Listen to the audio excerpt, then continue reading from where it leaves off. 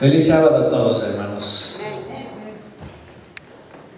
Parece que estamos todos muy quietecitos en esta mañana, ¿verdad? El frío nos tiene así como un poquito desmotivados, pero creo que podemos tener calor espiritual, ¿verdad? Así que si usted tiene frío, por ahí acérquese a alguien, ¿verdad? Para que no sienta mucho frío, y vamos a pedir a Dios que pueda poner su Espíritu Santo dentro de nosotros para que espiritualmente podamos tener mucho ánimo y también mucho deseo espiritual de aprender la palabra de Dios. Esta mañana yo quisiera hacer una oración especial por los hermanos que tienen problemas de salud, que están enfermos en la iglesia. Algunos hermanos no pueden estar con nosotros esta mañana porque están enfermos. Por ejemplo, no sé si ustedes saben que la hermana Emma Guzmán fue operada, ¿verdad? Ella no puede estar aquí, pero ella está también en su casa, tratando de estar en comunión con Dios. También la hermana Noemí Gómez todavía no ha podido venir, también ella fue operada. Teníamos a la hermana María Carmen. ¿Alguien más recuerda de los hermanos que no han podido venir porque tal vez tiene... ¿Mande? La hermana Ángela Sánchez tampoco está aquí. Bien.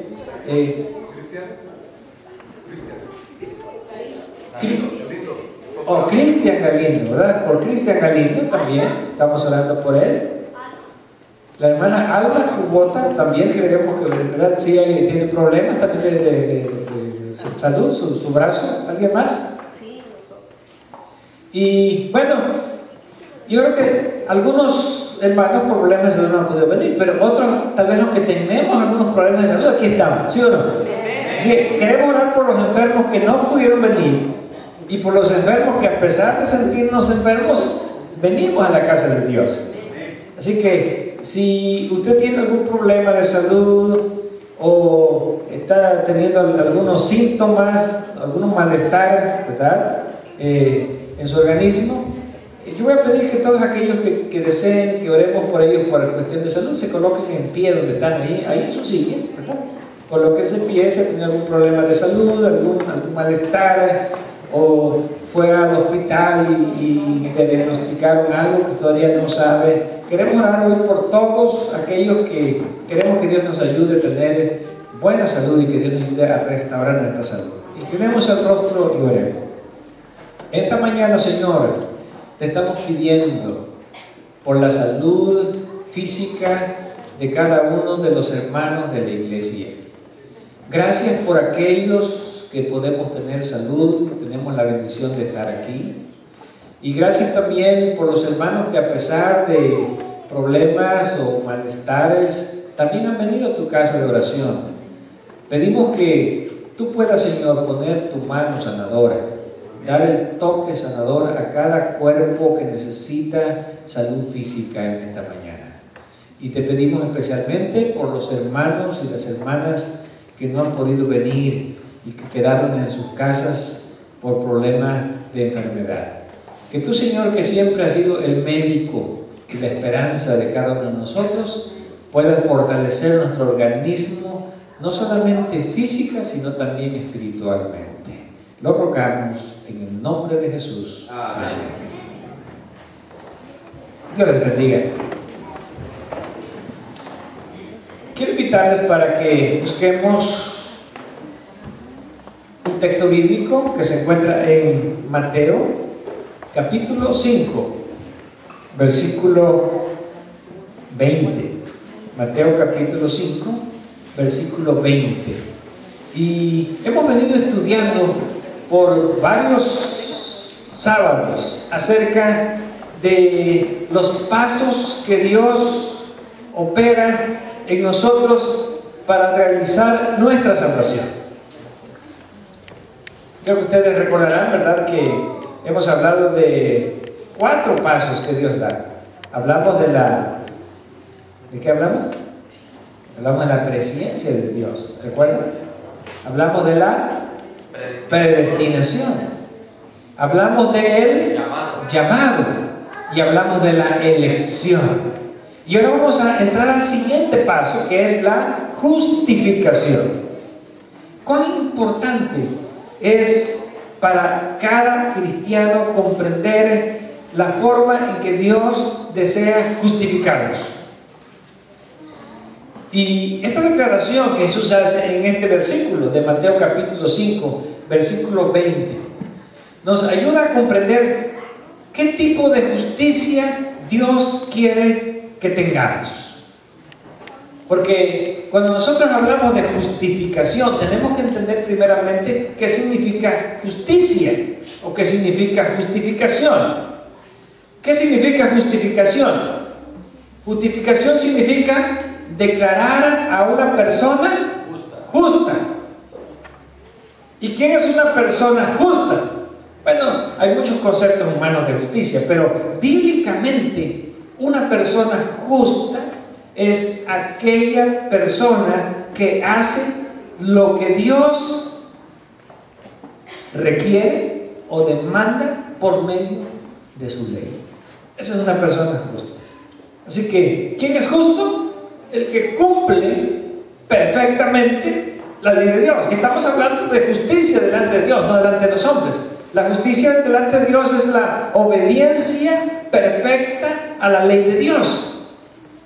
Y cuando hablamos de obediencia perfecta a la ley de Dios, pues como que por ahí ya comenzamos con problemas, ¿no es cierto? Porque Dios demanda una justicia ¿cómo? Perfecta. Dios no demanda una justicia a medias. Dios demanda una justicia perfecta. Por eso, cuando Jesús presenta este versículo, Mateo capítulo 5, versículo 20, Jesús hace la siguiente declaración: porque os digo que si vuestra justicia no fuere mayor que la de ¿quién? Que la de los escribas y los fariseos, no entraréis ¿dónde? En el reino de los cielos. Si vuestra justicia no fuese mayor que la de ¿quién? Que la de los escribas y los fariseos, no entraréis en el reino de los cielos. Si lo queremos poner de otra manera, lo pondríamos así: si vuestra obediencia no fuese mayor que la de los escribas y los fariseos, Jesús diría: olvídense de ¿qué? Olvídense del reino de los cielos. Ahora, cuando nosotros vemos a los escribas y los fariseos y la forma como ellos obedecían, pues creo que por ahí ya podríamos comenzar a ¿qué? A desanimarnos, ¿sí o no? Porque los fariseos nos llevaban mucha ventaja en la obediencia, ¿sí o no? Por ejemplo, nosotros no guardamos el sábado como guardaban los fariseos, ¿sí? Nosotros no ofrendamos ni damos los diezmos de la manera rigurosa como lo hacían ¿quiénes? Los fariseos. Nosotros no somos tan cuidadosos en la comida como lo eran ¿quiénes? Los fariseos. Nosotros no hacemos las obras que hacían los fariseos. Pero con todo Jesús dijo: si vuestra justicia, si vuestra obediencia no fuese mayor que la de los escribas y los fariseos, no entraréis en el reino de los cielos. Ahora, los seres humanos tenemos problemas cuando hablamos de establecer la justicia. ¿Por qué? Porque a menudo nosotros queremos poner nuestro propio parámetro de salvación, ¿sí? Nosotros queremos establecer nuestra propia forma de salvarnos. Por eso, vamos al libro de Romanos. Romanos capítulo 10. Después de Hechos, sigue Romanos capítulo 10, versículo 3. Pablo hace una declaración aquí de dos tipos de justicia. Hay dos tipos de justicia. ¿Cuáles son esos dos tipos de justicia? Romanos 10:3. Porque ignorando ¿qué? La justicia de Dios y procurando establecer ¿qué? La suya propia, no se han sujetado a la justicia de Dios. Hay dos maneras de salvarse o de querer salvarse. Una es salvarse en la forma de Dios, o de acuerdo a la justicia de Dios, o salvarnos de acuerdo a qué, a la forma que nosotros queremos poner para salvarnos. Y cuando Pablo habla aquí de que no se quisieron sujetar a la justicia de Dios, sino que establecieron su propia justicia, Pablo está hablando precisamente acerca de quién, de los escribas y los fariseos. ¿Saben que cuando hablamos nosotros de la obediencia y cuando hablamos de las obras, muchas veces como que tenemos problemas para comprender estos conceptos? Yo creo que hay muchos cristianos que tenemos problemas para comprender el concepto de obediencia y tenemos problemas para comprender el concepto de justicia perfecta. Y muchas veces nos queremos aferrar, como dice Pablo, a nuestro propio concepto de justicia, a nuestro propio concepto de obediencia y a nuestro propio concepto de salvación.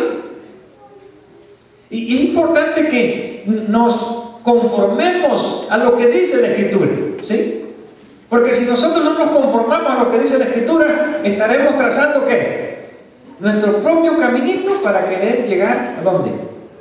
Al reino de los cielos. Sí. Ahora, a veces es difícil desarraigar conceptos que nosotros hemos creado a través de nuestra vida cristiana con respecto a la salvación y con respecto a lo que realmente, ¿qué es lo que realmente nos salva? Por eso, durante este tema de la justificación, vamos a tratar de comprender qué es lo que la Biblia realmente nos enseña acerca de la justicia que realmente salva.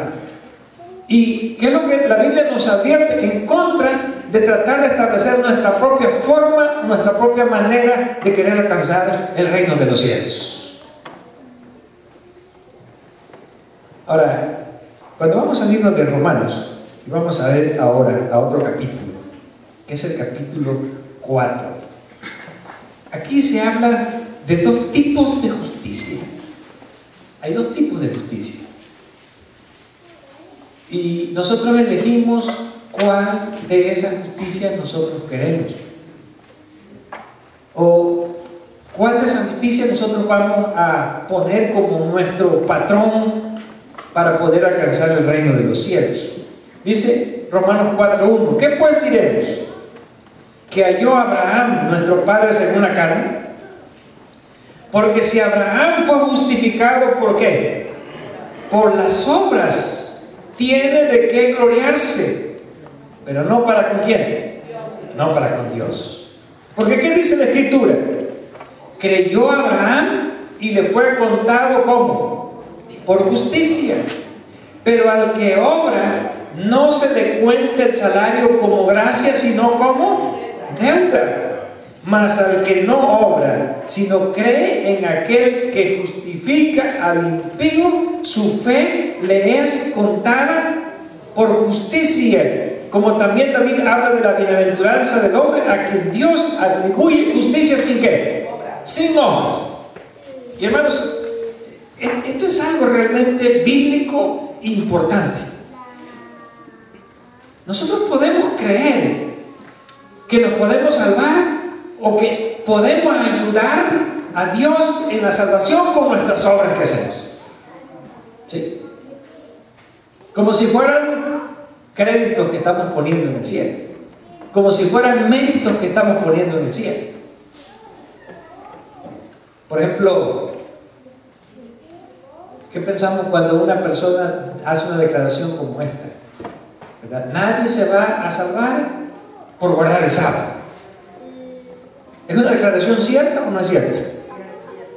Nadie se va a salvar por dar diezmos y ofrendas. Nadie se va a salvar por no comer carne o por comer solo las carnes que se dan en la lista de Levítico 11. Nadie se va a salvar por venir a la iglesia. Nadie se va a salvar porque haga mucha oración. Nadie se va a salvar porque haga buenas obras. Son declaraciones que tal vez algunos cristianos nos pueden incomodar. Pero interesantemente son las declaraciones bíblicas, ¿no es así? Porque cuando nosotros le damos la vuelta un poquito a lo que Dios ha establecido, ya estamos estableciendo nuestra propia manera de ¿qué? De salvarnos. Y estamos estableciendo nuestra propia justicia. Por eso Romanos 4 comienza hablando acerca de, hay dos formas de justicia. La justicia que viene ¿por qué? Por las obras. Y la justicia por las obras, nosotros creemos que de alguna manera nuestras obras nos van a ayudar a salvarnos. Y la otra justicia es la que viene por medio de ¿qué? De la fe. Y en la justicia por la fe, las obras no cuentan absolutamente para nada. Ahora, yo sé que a veces como cristianos nos puede resultar así como disgustante una declaración así, que todo lo que yo haga no cuenta para nada en la salvación, porque la salvación no es ¿por qué? No es por obras. Y es una realidad bíblica que encontramos en toda la Biblia, no solamente en el Nuevo Testamento, no solamente en los escritos de Pablo, sino en toda la Escritura, de que el justo vivirá solamente ¿por qué? Por la fe y por la fe sola. Que la salvación solamente depende por la fe y no por las obras. Ahora, ¿por qué razón nosotros no podemos salvarnos por las obras? ¿Por qué razón nosotros no podemos poner crédito a nuestra salvación por las obras? Ahora, nosotros si queremos lo podemos hacer. Cualquier persona es libre de decir, yo creo que sí estoy haciendo algo para salvarme por mis obras, pero al hacerlo, ¿qué estamos haciendo? Estableciendo nuestra propia manera de salvarnos. Y vamos a ver cómo Pablo lo presenta en el libro de Gálatas. Vamos al libro de Gálatas un poquito adelante, ¿verdad? Después de primera de Corintios, de segunda de Corintios, primera de Corintios, segunda de Corintios. Entonces ahí en el libro de Gálatas, capítulo 3. Y vamos a leer el versículo 11 y 12. Dice, y que por la ley ninguno que se justifica para Dios, queda evidente que el justo vivirá ¿por qué? Por la fe. Y aquí viene lo que dice el versículo 12, la ley no es de fe, sino que dice, el que hiciere estas cosas vivirá ¿por qué? Por ellas. ¿Saben que Dios nos da dos opciones? ¿Sí? Y Dios nos da la opción de que tú te quieres salvar por la ley y por las obras de la ley. Bueno, entonces tienes que hacer todo lo que dice ¿qué? La ley. Y el día en que tú te equivoques, ese día estarás perdido y condenado. Ahora, ¿puede una persona alcanzar eso? Por eso Pablo dice que la justicia, ¿verdad?, que es por la ley, no puede pegarse o empatarse a la justicia que es ¿por qué? Por la fe. Porque solamente o nos salvamos por la fe o nos salvamos ¿por dónde? Por las obras de la ley. Uno toma la decisión. Si yo decido salvarme por las obras de la ley, tengo que hacer todas las cosas que la ley pide sin equivocarme de ninguna manera. Como dijo Jesús ahí en Mateo 5, ¿verdad? Los versículos que quedaron antes del 20, 18 y 19. Ni una jota, ni un tilde, ¿verdad? De ninguna manera. ¿Por qué? Por eso leemos también el mismo en Gálatas capítulo 3, versículo 10. ¿Qué ocurre con los que dependen de las obras de la ley para la salvación? Porque todos los que dependen de ¿qué? De las obras de la ley están bajo maldición. ¿Por qué están bajo maldición? Porque está escrito, maldito todo aquel que no permaneciere en todas las cosas escritas en el libro de la ley para hacerlas. Yo no sé a estas alturas ustedes cómo se sienten, Pero podemos decir que a estas alturas, en forma personal, yo ya doblé los brazos, ya doblé las manos. Tratar de encontrar la salvación o la justicia por las obras o por la ley es querer alcanzar un imposible. ¿O no es así? ¿Saben que hay algunos cristianos que piensan que puede llegar un momento en que ya no van a pecar? O algunos creen que ya están viviendo ese momento, que ya, yo ya no peco, ¿verdad?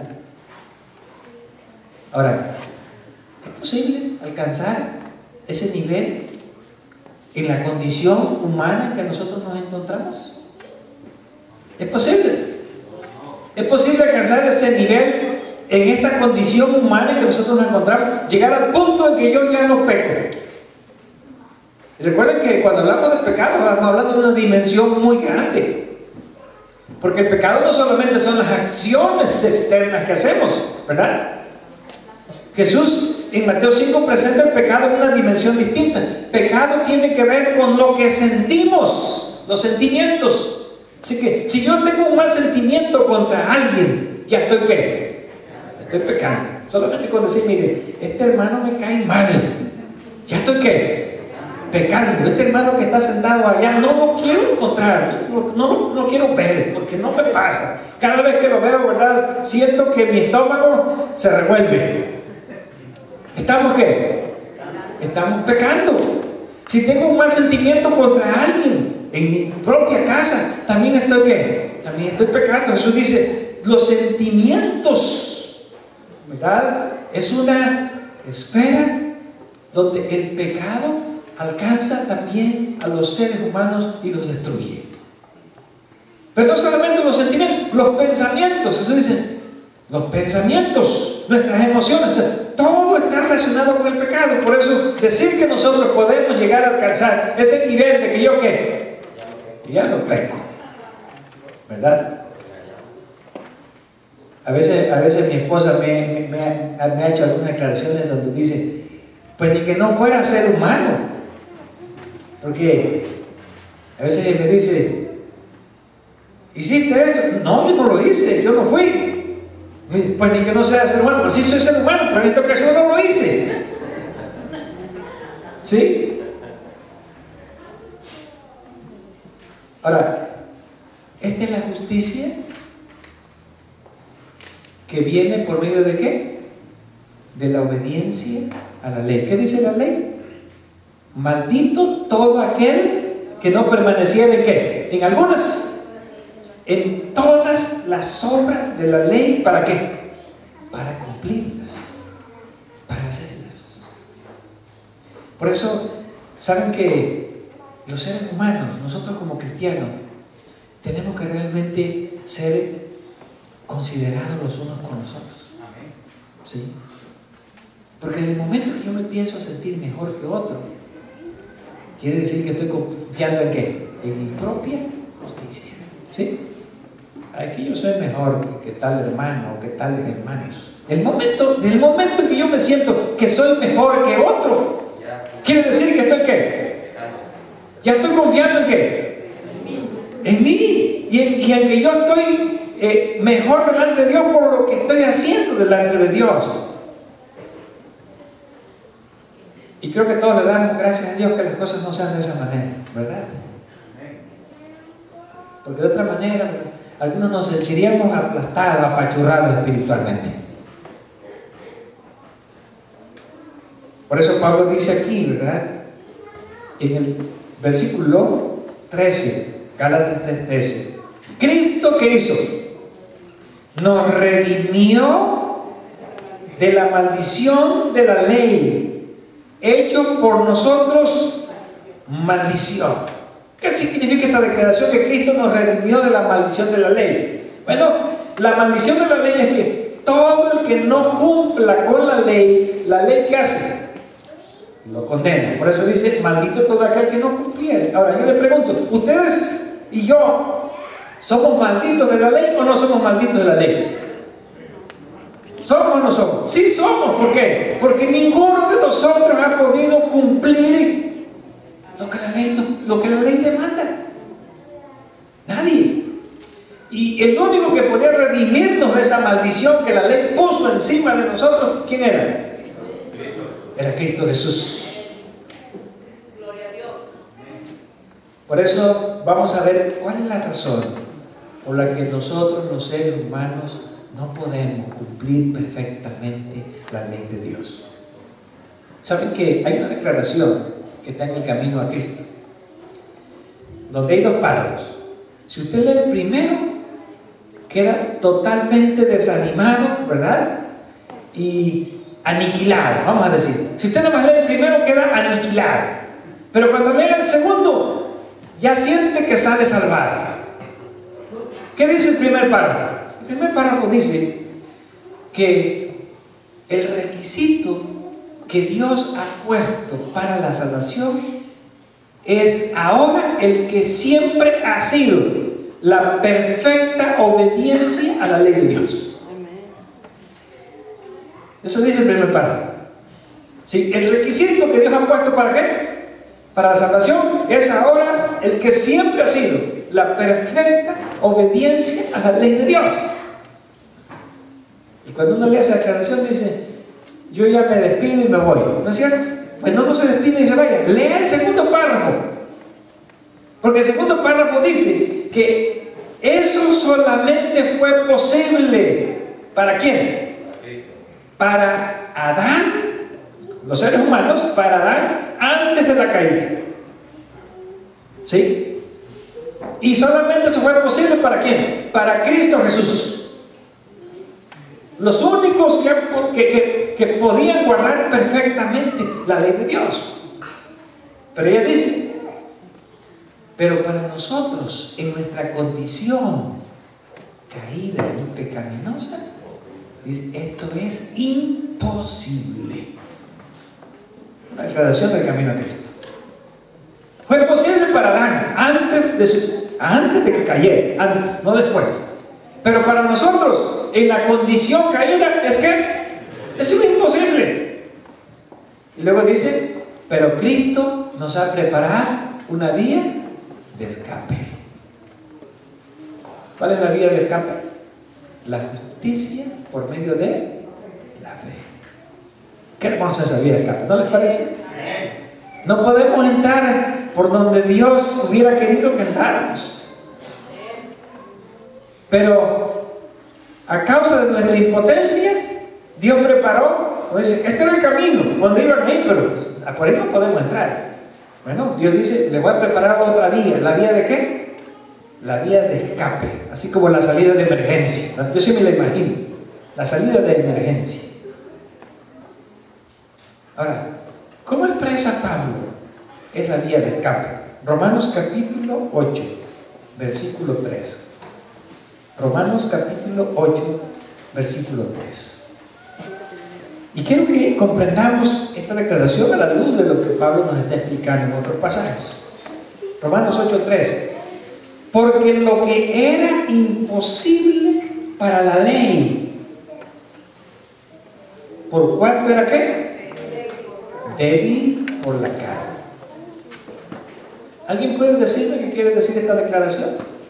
Lo que era imposible para la ley, ¿por cuánto era qué?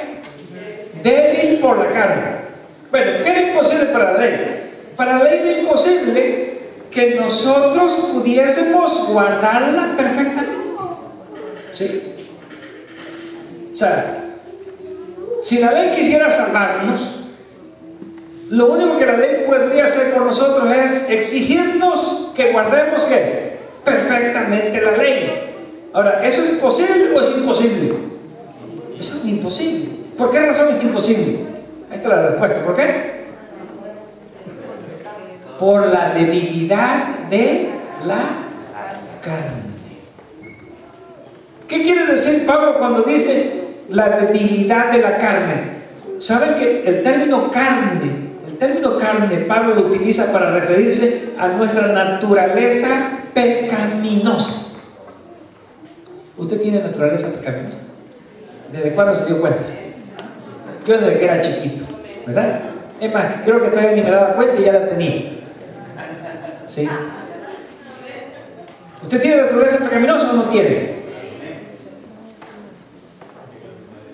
Cuando Adán adquirió, fíjense, antes de que Adán pecara, él no tenía ¿qué?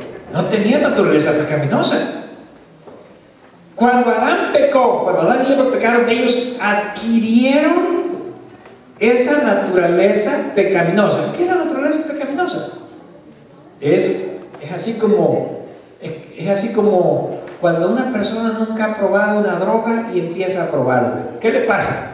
¿Qué adquiere? ¿Qué adquiere? Una adicción, ¿no es cierto? Así que cuando Adán pecó por primera vez, y Elena G. de White hace varias declaraciones de que en el momento en que Adán pecó, adquirió ¿qué? La naturaleza pecaminosa. También la Biblia lo hace, porque ella se va a hacer lo que dice la Escritura. ¿Qué es la naturaleza pecaminosa? Que Adán ahora, fíjense, le voy a hacer una pregunta. ¿Por qué creen ustedes que cuando Adán y Eva pecaron, Dios los sacó del huerto? Génesis 3. ¿Por qué creen que los echó para afuera? Porque Dios dijo, este ya es un peligro aquí. Ya probó lo malo, ¿no es cierto? Y al probar lo malo, ya se convierte en un peligro porque ya no va a ¿qué? Ya no va a parar. ¿Por qué ya no iba a parar a Adán de pecar? Porque había adquirido la naturaleza pecaminosa. Porque alguien puede decir, y yo he escuchado a muchos cristianos decir, bueno, ¿por qué Dios no les perdonó ese pecadito? ¿Sí? Si nada más era comerse una frutita, además dicen que la frutita ni tenía nada, ¿verdad? No tenía nada, pues simplemente mira, borrón y cuenta nueva, vamos adelante. Pero ese no era el problema. ¿Cuál fue el problema? Que Adán, al desobedecer a Dios, adquirió ¿qué? Una naturaleza pecaminosa. Desde ahí en adelante, Adán ya iba a tener una tendencia ¿hacia qué? Hacia lo malo. Ahora, desgraciadamente a nosotros no nos dieron la elección. A ver, ¿quieres tener la naturaleza pecaminosa? No, nosotros ya que nacimos con esa naturaleza pecaminosa, ya nacimos con esa tendencia al pecar. Por eso Pablo está declarando aquí, era imposible para nosotros guardar la ley. ¿Por qué razón? Por la debilidad de nuestra carne. Y saben que cuando uno reconoce esto, es el primer paso bueno que uno da a la salvación. ¿Sí? El primer paso bueno que uno da a la salvación es cuando uno dice, yo sé que soy tan pecador como todos. Yo sé que soy tan débil como ¿qué? Como todos. Y yo sé que estoy tan necesitado del perdón y la gracia de Dios como ¿quién? Como todos. Y yo sé que no puedo decir que soy mejor que nadie, ¿verdad? Porque como dijo Pablo, Cristo Jesús vino ¿a dónde? Vino al mundo. ¿Para qué? ¿Para salvar a quién? A los pecadores, de los cuales yo soy el 125 en la lista. Cuando dice de los cuales yo soy el primero. Así que el primer paso en la justificación es reconocer nuestra verdadera condición delante de Dios. ¿Cuál es nuestra verdadera condición? Somos pecadores con una naturaleza pecaminosa, y la única forma como podemos alcanzar la salvación no es por la justicia, por las obras, sino por la justicia, por medio de la fe. Que Dios nos ayude a confiar realmente en los méritos y en la gracia de Jesús. Que Dios nos ayude a nunca sentir que somos más espiritualmente que otros. Que Dios nos ayude a no confiar en las cosas buenas que hacemos. Porque cuando uno confía en lo que uno hace, generalmente uno se empieza siempre a comparar ¿con quién?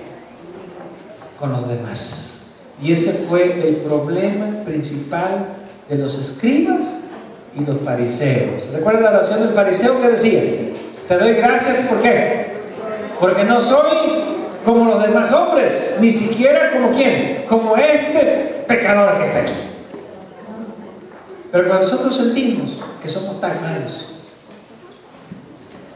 como cualquiera de nuestros hermanos, sentiremos que al igual que todos necesitamos depender solo y únicamente de la gracia y la justicia de Cristo. Vamos a cantar el último canto. Y mientras cantamos vamos a pedirle a Dios que nos ayude a poder confiar en la justicia y en la gracia de Cristo Jesús.